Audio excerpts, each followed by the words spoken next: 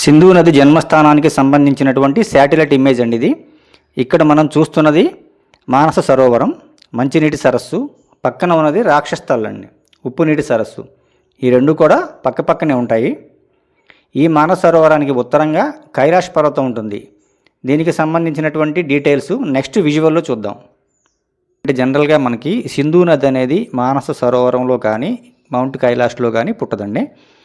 Mount కైలాష్కి west సైడ్న అంటే పడమర వైపున 40 నుంచి 50 కిలోమీటర్ల దూరంలో బోకర్చు హిమనీ నదం వద్ద పుడుతుందండి. ఇప్పుడు ఇది ఈ రింగ్లో ఉన్నది బోకర్చు హిమనీ నదం అండి. అక్కడ సింధు నది యొక్క జన్మస్థానం ఉంది. అది మనం నెక్స్ట్ విజువల్లో క్లియర్గా ఈ బోకర్చుని క్లియర్గా చూపిస్తామండి. ఇక్కడ మనం చూస్తున్నదే ఇది బోకర్చు గ్లేషియర్ అండి. ఇదంతా కూడా ఇది బోకర్చు గ్లేషియరు. అంతేకాకుండా ఇక్కడ పైనుంచి కూడా కొన్ని గ్లేషియర్స్ కలగడం వల్ల ఇట్లా వాటర్ మనకి ఇట్లా ఫ్లో అవుతూ ఉంటుందండి. ఇదంతా కూడా నీటి ఊటలు, ఇవన్నీ నీటి ఊటలండి. ఇది చూడండి, మీరు కొన్ని అబ్జర్వ్ చేసినట్టయితే ఇది సింహపు తలలాగా ఉంటుంది. ఇది నోరు, ఇవన్నీ కూడా ఐసు, ఈ రెండు ఐసు, ఇది సింహం హెడ్ లాగా ఉంటుంది. అదేదో మనం కూడా నెక్స్ట్ క్లియర్గా చూద్దాం. ఇది ఇక్కడి నుంచే మనకి ఇవన్నీ ఈ నీటి ఊటలన్నీ కలిసి మనకి ఇక్కడ సింధు నది ఫామ్ అవుతుంది. మనం ఈ బోకర్చు గ్లేషియర్ని మనం ఒక షేప్ చేసినట్టయితే ఆ షేప్ ఇలా వస్తుందండి. ఇది లైన్ షేప్లో వస్తుంది. లైన్ హెడ్, సింహపు నోరు అనమాట. ఇవన్నీ కూడా దానికి జూలు. ఈ నీటి ఊటలన్నీ కూడా దానికి జూలులాగా ఒక షేప్ వస్తుందండి దీనికి. అందువల్లనే టిబెటన్స్ దీన్ని సింగి కంబన్ అని పిలుస్తారు. ఈ సింధు నదిని సింగి కంబన్ అని పిలుస్తారు. దానికి కారణం కూడా ఈ సింహపు నోటి నుంచి ఉద్భవించిన నది అని చెప్పని వాళ్ళు ఈ పేరుతో పిలవడం జరిగింది. సింగి బంగన్ అని ముద్దుగా పిలుచుకున్న ఈ నదిని టిబెట్ భాషలో అధికారికంగా షెంగే జాంగ్బో రివర్గా పిలుస్తారు. సింధు నది యొక్క మొత్తం పొడవు 3180 కిలోమీటర్లు. భారత్లో ఈ నది 1114 కిలోమీటర్లు ప్రవహిస్తుంది. టిబెట్లో ఇది 320 కిలోమీటర్లు ప్రవహిస్తుంది. రిమైనింగ్ అంతా కూడా పాకిస్తాన్లోనే ప్రవహిస్తుంది. సింధు నది యొక్క బేసిను 11,20,000 చదరపు కిలోమీటర్లు. ఇక్కడ మనం చూస్తున్నది గార్ కౌంటీ హైడల్ పవర్ ప్రాజెక్టు. సింధు నది మీద కట్టినటువంటి మొదటి జల విద్యుత్ కేంద్రం. దీనిని ఆలీ డ్యామ్ అని కూడా పిలుస్తారు. ఈ ప్రాజెక్టు చైనా సింధు నది ఎగువ భాగంలో వ్యూహాత్మకంగా నిర్మించినటువంటి రన్ ఆఫ్ ద రివర్ జల విద్యుత్ కేంద్రం. ఈ ప్రాజెక్టు వలన భారత్ చైనా సరిహద్దుల్లో, ముఖ్యంగా లడక్ మరియు ఆక్సాయ్సిన్ ప్రాంతాల సరిహద్దుల్లో చైనా తన సైనిక అవసరాలకు ఈ విద్యుత్తును ఎక్కువగా ఉపయోగిస్తుంది. అంతేకాకుండా ఈ చుట్టుపక్కల ఉన్నటువంటి గ్రామాలకు కానివ్వండి, చిన్న చిన్న పట్టణాలకు కూడా విద్యుత్ సరఫరా జరుగుతుంది. ఇది టిబెట్లోని గార్ కౌంటీ టౌన్ అండి. ఈ టౌన్లో నుంచి మనకి సింధు నది ఇట్లా మధ్యలోంచి వెళ్తుంది. ఇది సింధు నది పుట్టిన దగ్గర నుంచి ఇది మొదటి town. It's a planned town అండి ఇది.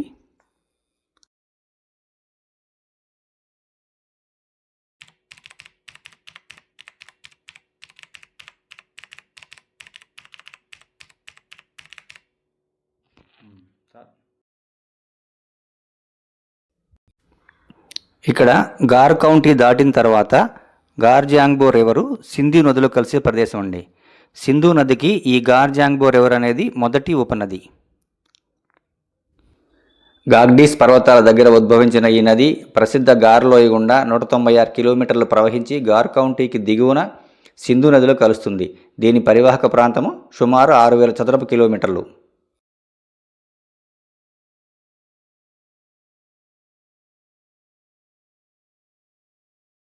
ఇక్కడ మనం చూస్తున్నది డెమ్చోక్ అని పిలువబడే భారత్ చైనా సరిహద్దు ప్రాంతం అండి. ఇది సింధు నది. ఇదంతా కూడా డెమ్చోక్ ప్రాంతం అండి. ఇక్కడ మనకి సింధు నది చైనాలో నుంచి భారత్లోకి ప్రవేశిస్తుంది. ఇక్కడ మీరు చూస్తున్నది డెమ్చోక్ విలేజ్ అండి. ఇది ఒక సరిహద్దు గ్రామం, భారత్ చైనాలకి సరిహద్దు గ్రామం. ఈ సరిహద్దు గ్రామం సముద్ర మట్టానికి 4,210 మీటర్ల ఎత్తులో ఉంటుంది. ఈ గ్రామానికి దిగువన ఉన్నది చార్డింగ్ నల్లా రివర్ అండి. దీనిని డెమ్చోక్ రివర్ అని కూడా పిలుస్తారు. ఈ డెమ్చోక్ రివరే భారత్ చైనాలకి యాక్చువల్గా లైన్ ఆఫ్ కంట్రోల్ అండి. లైన్ ఆఫ్ యాక్చువల్ కంట్రోల్ అనేది ఈ డెమ్చోక్ రివర్. దీనికి కుడివైపున చైనా, ఎడమవైపున భారత్ ఉంటుందండి. ఇరు సైన్యాలకు సంబంధించినటువంటి సైనిక పోస్టులు ఇక్కడ ఉంటాయి. ఇంతకుముందు మనం న్యూస్లో కూడా చూసుంటాము, ఇరు సైన్యాలు నిత్యం ఘర్షణ పడేది ఈ ప్రాంతంలోనే. ఈ ప్రాంతం లద్దాఖ్లోని లేహ్ డిస్టిక్లో ఉంది. భూగర్భ శాస్త్రపరంగా సింధు నది హిమాలయాల కంటే కూడా పురాతనమైనది. అందుకే ఈ నదిని యాంటిసీడెంట్ రివర్ అని కూడా పిలుస్తారు. ఇక్కడ మనం చూస్తున్న ఈ వైట్ లైన్ సింధు నది అండి. ఇది ఇక్కడ ఈ సింధు నదిలో ఎడమవైపు నుంచి జన్స్కార్ రివర్, ఈ రెడ్ లైన్ వచ్చేసి జన్స్కార్ రివర్ అండి, ఎడమవైపు నుంచి కలుస్తుంది. ఇది లేహ్ పట్టణానికి 40 కిలోమీటర్ల దిగువన నిమ్ము గ్రామ సమీపంలో ఎడమవైపు నుంచి కలుస్తుందండి.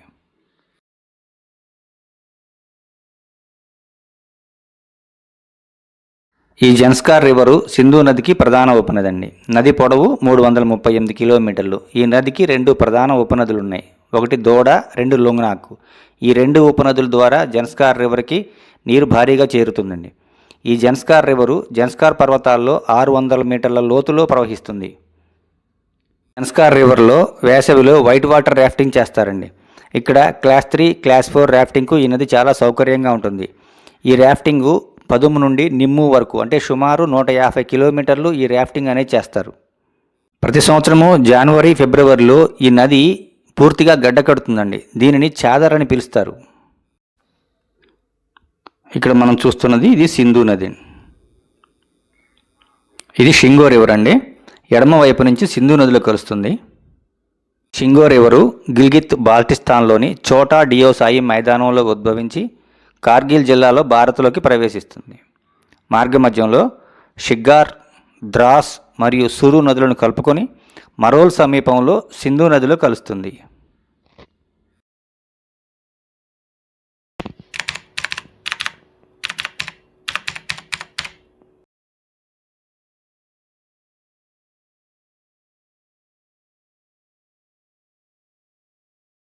ఇక్కడ మనం చూస్తున్నది సింధు మరియు షోక్ నదుల సంగమం.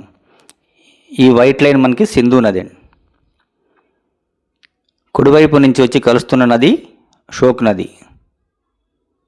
ఈ రెడ్ లైన్ మనకి షోక్ నది.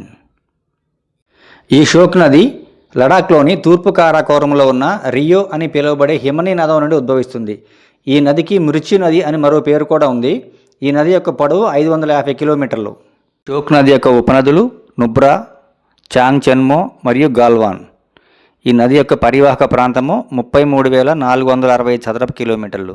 ఈ నది పీఓకేలోని గిల్గిత్ బాల్టిస్తాన్లోకి ప్రవేశించి స్కర్దు సమీపంలో సింధు నదిలో కుడివైపు నుంచి కలుస్తుంది.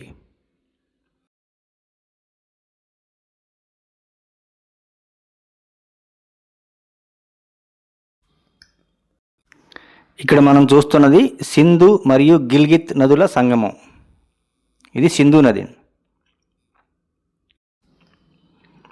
ఇది గిల్గిత్ నది అండి. కుడివైపు నుంచి ఇక్కడ సింధు నదిలో కలుస్తుంది. ఈ గిల్గిత్ నది పొడవు 240 కిలోమీటర్లు అండి.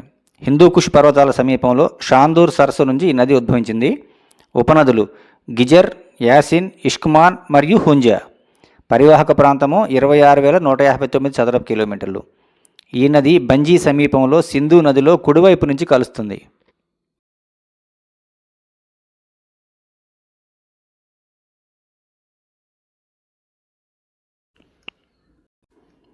ఇక్కడ మనం చూస్తున్నది ఖండియా రివర్ సింధు నదిలో కలిసే ప్రదేశం అండి. ఇది సింధు నది.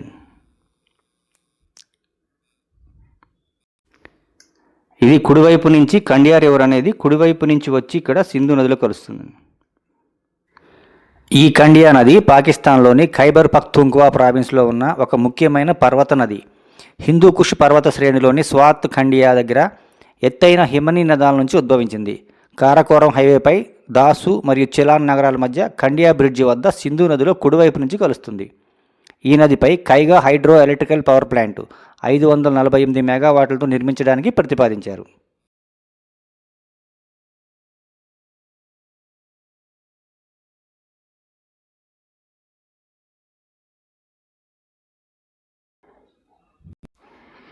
ఇక్కడ మనం చూస్తున్నది పాకిస్తాన్లో సింధు నదిపై నిర్మించబడినటువంటి ఈ తర్బేలా డ్యామ్. ఇది ప్రపంచంలోనే అతిపెద్ద డ్యాముల్లో ఇది కూడా ఒకటి. పరిమాణ పరంగా ప్రపంచంలోనే అతిపెద్ద మట్టి ఆనకట్టల్లో ఒకటి. పాకిస్తాన్లోని ఖైబర్ పఖ్తూన్ఖ్వా ప్రావిన్స్లో దీన్ని నిర్మించారు. 470 అడుగుల ఎత్తుతో 9,000 అడుగుల పొడవు కలిగినటువంటి అతిపెద్ద డ్యామ్ ఇది. ఈ ప్రాజెక్టు ద్వారా ప్రస్తుతము 4,888 మెగావాట్ల విద్యుత్ ఉత్పత్తి జరుగుతుంది. ప్రాజెక్టు విస్తరణలో భాగంగా ప్రపంచ బ్యాంకు నిధులతో ఈ విద్యుత్ ఉత్పత్తిని 6418 మెగావాట్లకు పెంచుతున్నారు. రిజర్వాయర్ సుమారు 250 చదరపు కిలోమీటర్ల మేర విస్తరించి ఉంది. వ్యవసాయానికి, విద్యుత్ ఉత్పత్తికి, వరద నియంత్రణకు నిర్మించబడినటువంటి ఒక బహుళార్థ సాధక ప్రాజెక్ట్ ఇది. 1960 సింధు జలాల ఒప్పందం ప్రకారం సింధు బేసిన్ ప్రాజెక్టులో భాగంగా 1976లో దీన్ని పూర్తి చేశారు.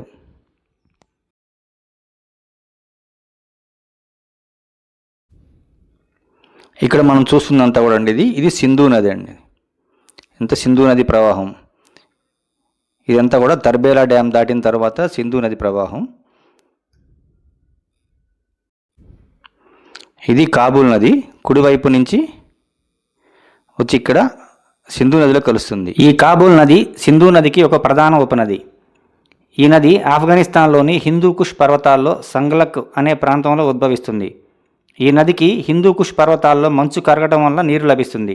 నది పొడవు 700 కిలోమీటర్లు. ఆఫ్ఘనిస్తాన్లో 560 కిలోమీటర్లు, మిగిలింది పాకిస్తాన్లో ప్రవహిస్తుంది. ఉపనదులు కునార్, పంజషీల్, లోగర్, అలింఘర్ మరియు స్వాత్. ప్రాచీన వేద గ్రంథాల్లో ఈ నదిని కుబా అని పిలిచేవారు. ఈ నది పాకిస్తాన్లోని అటక్ ప్రాంతంలో సింధు నదిలో కుడివైపు నుంచి కలుస్తుంది.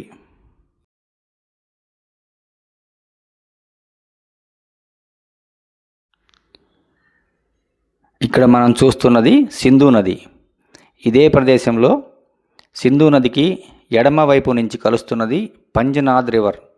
5 నదుల కలయికతో ఏర్పడినటువంటి పంజనాద్ రివర్ ఈ ప్రదేశంలో ఎడమ వైపు నుంచి సింధు నదిలో కలుస్తుంది. పాకిస్తాన్లోని పంజాబ్లో ఉన్న మిధాన్కోట్ వద్ద ఈ పంచనద్ అనేది సింధు నదిలో కలుస్తుంది. ఈ పంచనద్ అనేది ఎలా ఏర్పడిందో ఇప్పుడు మనం క్లియర్గా చూద్దాం. మొదట జీలం, రావి నదులు చెనాబ్ నదిలో కలుస్తాయి. తూర్పున బియాస్ నది సట్లెజ్లో కలుస్తుంది. ఇప్పుడు మనకి మొత్తం 2 నదులు మిగిలినాయి అండి. ఒకటి చెనాబ్, ఒకటి సట్లెజ్, ఒకటి ఫైనల్గా మిగిలినాయి. ఉంచా షరీఫ్కి ఉత్తరాన సట్లెజ్ నది చెనాబ్లో కలుస్తుంది. అంటే మనకి ఫైనల్గా చెనాబ్ నది ఒకటే మిగిలింది. అన్ని నదులను తనలో కలుపుకొని చివరకు ఈ చెనాబ్ నది సింగిల్గా 71 కిలోమీటర్లు ప్రవహించి మిధాన్కోట్ వద్ద సింధు నదిలో కలుస్తుంది. ఈ పంచనదులకు సంబంధించి ఇక్కడ ఎలాంటి ఇన్ఫర్మేషన్ ఇవ్వట్లేదండి. నెక్స్ట్ మనము ఈ 5 నదులకు సంబంధించి ఒక సిరీస్ లాగా చేస్తున్నాము. ఆ సిరీస్లో ఈ 5 నదులకు సంబంధించి ఉపనదులు కానివ్వండి, ప్రాజెక్టులు కానివ్వండి, డీటెయిల్ ఇన్ఫర్మేషన్ ఆ వీడియోలో మనకు దొరుకుతుంది.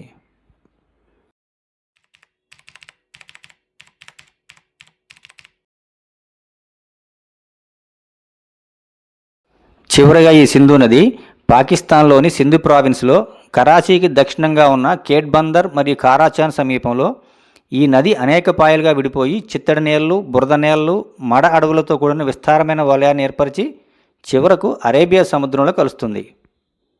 ఈ ఇన్ఫర్మేషన్ మీకు నచ్చినట్లయితే ఈ వీడియోను లైక్ చేసి ఇలాంటి మంచి కంటెంట్ ఉన్న వీడియోల కోసం మన ఛానల్ని సబ్స్క్రైబ్ చేయండి.